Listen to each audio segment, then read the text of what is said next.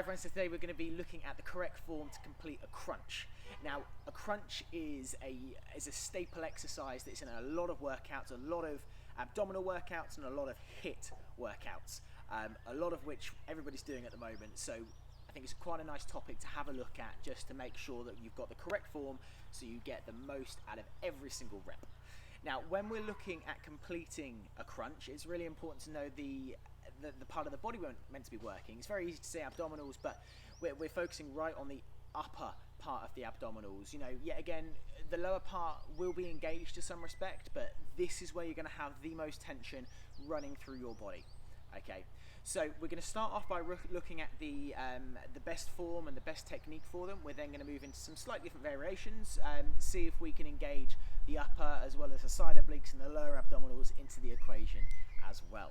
So when we're looking at completing a normal crunch, we come down to the ground, okay, feet onto the floor, lie ourselves onto our back. Now, fingertips come to your temple. Now, really important aspect with this is making sure that you're nice and stable through the lower abdominals. So to make sure that that's engaged, first of all, what we're going to do, fingertips, you're going to slide them under the arch part of your spine. Now, not on your pelvis, because that's where a lot of people go wrong with this. They stick it right under, okay, right under their sacrum, right under their pelvic, well, right under their pelvis, and they just squash their hands. Okay, don't do that. What you want to be doing is putting your hands in this arch part of your spine. So fingertips are directly under your belly button, and to know that your abs are engaged, all you're going to do is lightly pull belly button down towards the floor.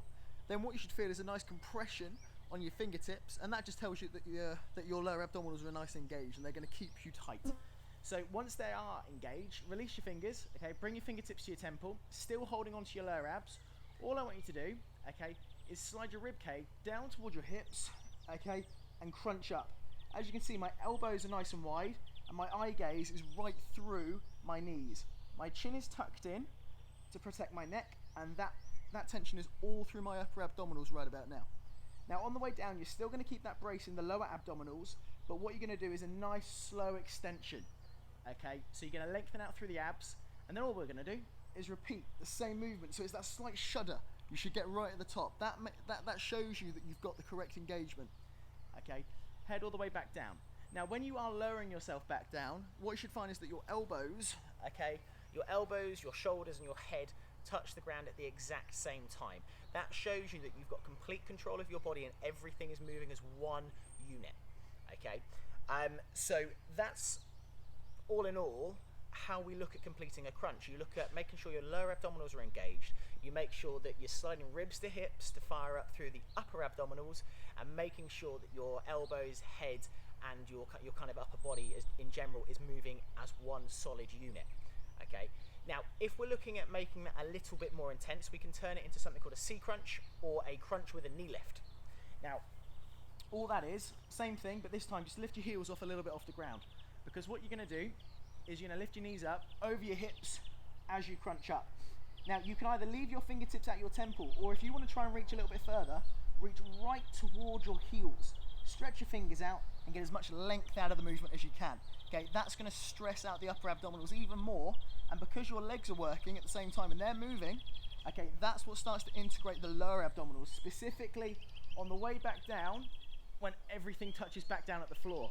Now, whereas in the initial crunch, we were making sure the head, shoulders, and elbows touch the floor all at the same time, this time we're going to add the toes into the equation as well, just to make sure that your lower abs and your upper abs are working together, okay, to lift the movement up as one unit and take it down as one unit as well.